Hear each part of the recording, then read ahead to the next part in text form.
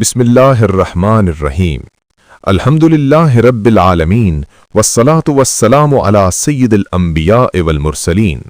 مبلغین اکرام، خطباء اعظام اور اہل منبر کی خدمت میں نہایت دردمندانہ اور مخلصانہ گزارش ہے کہ خطابت و وعظ کا اصل مقصد محض واقعات نگاری یا سامعین کو وقتی طور پر محظوظ کرنا نہیں، بلکہ قلوب و اذہان کی اصلاح، اعمال کی درستی اور معاشرے کی حقیقی تربیت ہے۔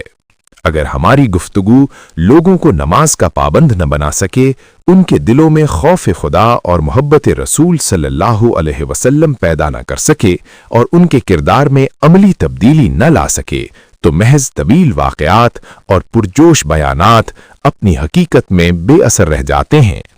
یقیناً واقعات و حکایات اپنی جگہ مفید ہیں، مگر جب وہ مقصد اصلی یعنی تربیت دین سے ہٹ جائیں اور محض دل بہلانے یا وقتی جوش پیدا کرنے کا ذریعہ بن جائیں تو وہ اصلاح احوال کا سبب نہیں بنتے۔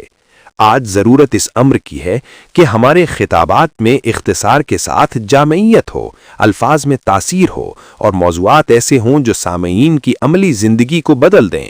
ہمیں چاہیے کہ ہم نماز، اخلاق، معاملات اور اصلاح معاشرہ جیسے بنیادی امور کو اپنے بیانات کا مرکز بنائیں۔ اسی تسلسل میں اہل مدارس کی خدمت میں ایک نہایت اہم اور قابل عمل تجویز پیش کی جاتی ہے کہ ہر دارالعلوم میں باقاعدہ سیکنڈ ٹائم کے طور پر تعلیم بالغان کا نظام قائم کیا جائے۔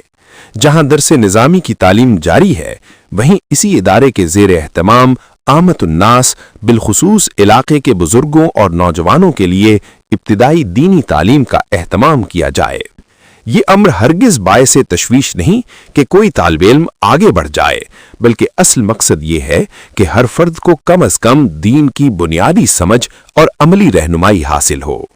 اہل مدارس اپنے اپنے علاقوں میں اس دعوت کو عام کریں کہ مقررہ اوقات میں تعلیم بالغان کلاسز منعقد ہوں گی، جن میں ہر شخص باقاعدگی سے شریک ہو کر قرآن، نماز، عقائد اور ضروری دینی مسائل سیکھ سکے۔ اس نظام کو منظم، باقاعدہ اور لازم قرار دینا وقت کی اہم ترین ضرورت ہے، تاکہ مساجد و مدارس حقیقی معنوں میں علمی و تربیتی مراکز بن سکیں۔ یہ بھی واضح رہے کہ جماعت اہل سنت کا کوئی سیاسی منشور یا سیاسی مشن نہیں ہے، بلکہ یہ خالصتاً ایک دینی جماعت ہے اور اس کا مقصد صرف اور صرف دین کی خدمت اور دینی مشن کو آگے بڑھانا ہے۔ ہماری تمام تر جدوجہد دین متین کی اشاعت، عوام کی اصلاح اور اسلامی تعلیمات کے فروغ کے لیے ہے۔ اسی حوالے سے تمام مدارس کے محتمم حضرات کو نہایت خلوص کے ساتھ دعوت دی جاتی ہے کہ وہ جماعت کا حصہ بنے، اس کا رکن بنے اور جماعت کی کابینہ میں شامل ہو کر اجتماعی دینی خدمات میں اپنا کردار ادا کریں، تاکہ ہم باہمی مشاورت کے ساتھ مدارس کے لیے بہتر سے بہتر پالیسی ترتیب دے سکیں اور ایک مضبوط، منظم اور مؤثر دینی نظام قائم کر سکیں۔ دین متین کی صحیح تعلیم اور عامت الناس کی تربیت کے لیے ضلعی اور تحصیلی سطح پر جماعت اہل سنت کے ذمہ داران اپنے اپنے علاقوں کو منظم انداز میں کور کریں اور اس پیغام کو گھر گھر پہنچائیں۔ اس کا ثمر یہ ہوگا کہ عوام محض سننے والے نہیں بلکہ دین سیکھنے اور اس پر عمل کرنے والے بنیں گے۔ افسوس کے ساتھ کہنا پڑتا ہے کہ عصر حاضر میں بعض اہل علم اپنی دعوت و تبلیغ کو سوشل میڈیا، خصوصاً ٹک ٹاک اور فیس بک تک محدود کر چکے ہیں، جہاں سنجیدہ تربیت کے بجائے وقتی توجہ حاصل کرنا مقصود بن گیا ہے۔ حالانکہ ایک داعی حق کا منصب اس سے کہیں بلند اور ذمہ داری اس سے کہیں عظیم ہے۔ لہٰذا ضروری ہے کہ ہم اپنی محافل، خطابات اور دروس کو حقیقی معنوں میں تربیتی بنائیں، تاکہ سننے والا یہ جان سکے کہ اسے اپنی زندگی میں کیا تبدیلی لانی ہے، کون سا عمل اختیار کرنا ہے اور کس طرح ایک بہتر مسلمان بننا ہے۔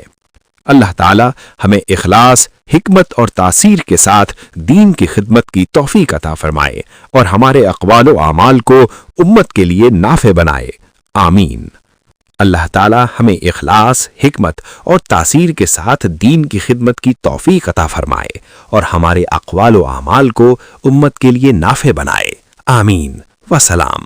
تحریر صاحبزادہ محمد فیض الحسن کمبو، ڈویژنل ناظم اعلیٰ جماعت اہل سنت پاکستان، ڈویژن ڈیرہ اسماعیل خان۔